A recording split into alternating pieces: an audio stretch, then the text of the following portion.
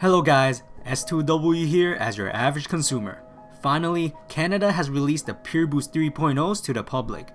We didn't even get the other one launched a few weeks back in the US until now. I was able to purchase my pair online from Adidas Canada, the only location where this particular colorway dropped. They didn't sell out instantly like Ultra Boosts, but eventually they did sell out 30 minutes after.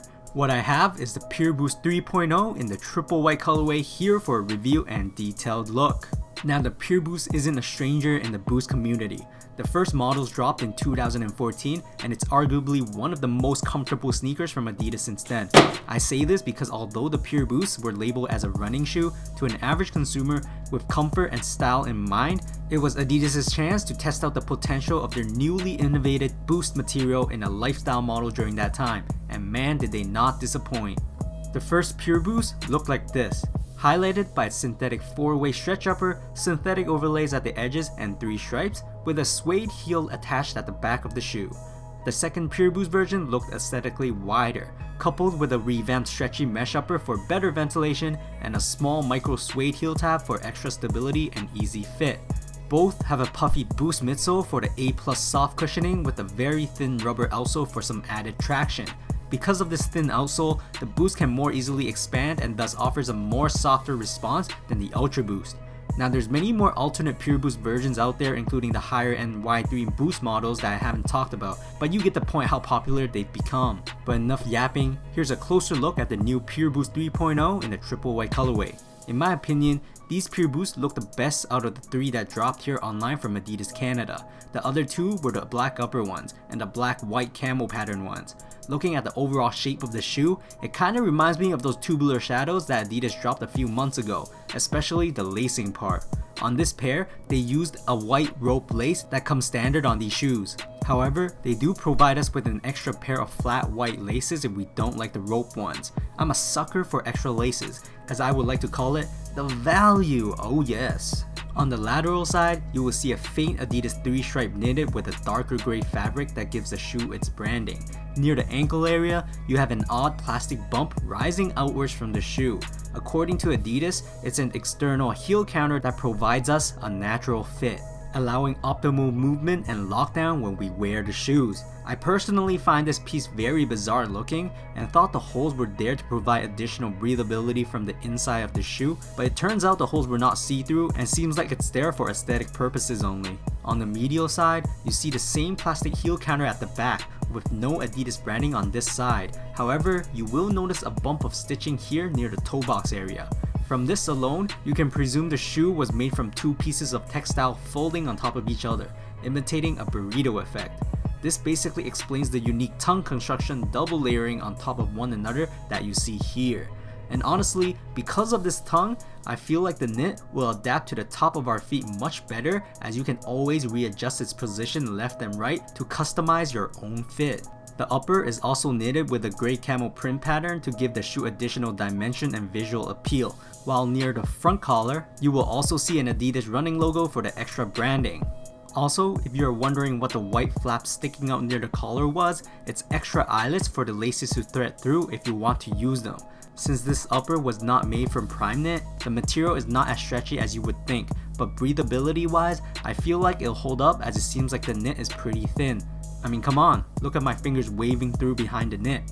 And of course, midsole wise, you can't forget about the Boost material on the Pureboost. Boost material is Adidas' top of the line technology, famous for its soft impact cushioning on our every step. Something interesting to note is that it seems like the Boost material extends out wider than where our feet sits on. This means with the wider Boost footprint, the shoe will offer us more stability as the Boost is now more flatly connected to the ground. Flipping over the shoe, you have an unnamed white rubber outsole with nubs that look almost identical to the continental rubber outsole on the Ultra Boosts. By touch and feel, it's basically identical, but on a more premium model like the Ultra Boost, I'm glad they used the material from a well-known brand name. However, these nubs and webbings in between are noticeably bigger in size than the Ultra Boost, allowing the Boost material to expand and bend more dynamically here in the Pureboost 3.0s. Something noticeably different is that on the medial side, this outsole extends upwards at the midfoot region. They designed it like this to provide more traction for runners running up and down icy hills or slippery surfaces. With that part coming upwards, I feel like it gives people with arch on their feet a pretty unique fit on these new Pureboosts. Inside the sneaker, the heel area is surrounded by soft cushions much like the Ultra Boosts, allowing the shoes to hug and hold our feet much better in place. We also see the familiar felt-like fabric on top of the Boost midsole much like on every NMDs and under the insoles of Ultra Boosts. Also, if you look closely, you can see they added a piece of structural taping running from under the eyelets of the shoe to the side and toe cap of the sneaker, providing this model a simple inner caging system for extra structure and durability. Anyways, here are some Pureboost 3.0 fit footages. Fit-wise, I say they run pretty much true to size. They fit pretty nicely at true to size, and I usually dislike sneakers that are too snug on my feet. But the tongue and fabric here seems flexible enough to customize to the shape of my fit. Comfort-wise, at the end of the day, they are comfortable. But as a tunnel vision average consumer that was kinda hoping for the same boost level comfort from the Pureboost 1.0 and 2.0s, these 3.0s don't feel alike. But in retrospect, Adidas Pureboost 1.0 and 2.0s were labeled as running shoes. However, their stability was lackluster because their boost material was way too squishy and knit upper was way too flimsy for running. I think with these flaws in mind from the Pureboost 1.0 and 2.0s, Adidas finally designed the shoe correctly, and I feel like it's how it should have been from the start. The boost sitting here wider, creating a broader footprint, made the stability of the shoe increase a whole lot. Also, with the tougher heel area and inner caging system, it gives the shoe more structure and lockdown when our feet fluctuates. I can't speak for the rising outsole on the medial side much, but since this arch sits higher, I think it will provide a low pressure support for a lot of people when their feet compresses on the midsole. Because this knit is not prime knit, the knit will feel more structured and adapted to our fit. You can still feel the boost material on these pair, more than NMDs obviously, but less than the Ultra Boost or any other Pureboost 1.0 or 2.0s. If there was a pair of running shoe or gym shoe that has boost in it, these would be my pick for being the most suited shoe for it.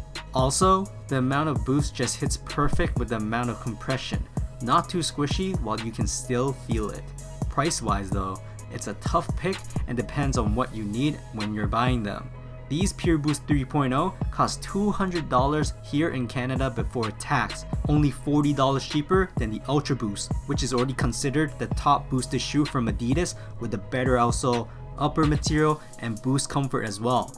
But like I said, if you are in need of a gym shoe with boost in it, this one will fit perfectly for its job. As always, throw me some likes if you liked the video, and let me know in the comments if you copped a pair of these new rendition of Pureboosts. Did you like them, or did you prefer the older models? I must say, this 3.0 Pureboost can finally be categorized as a running shoe in my books. That's it for today, S2W signing off.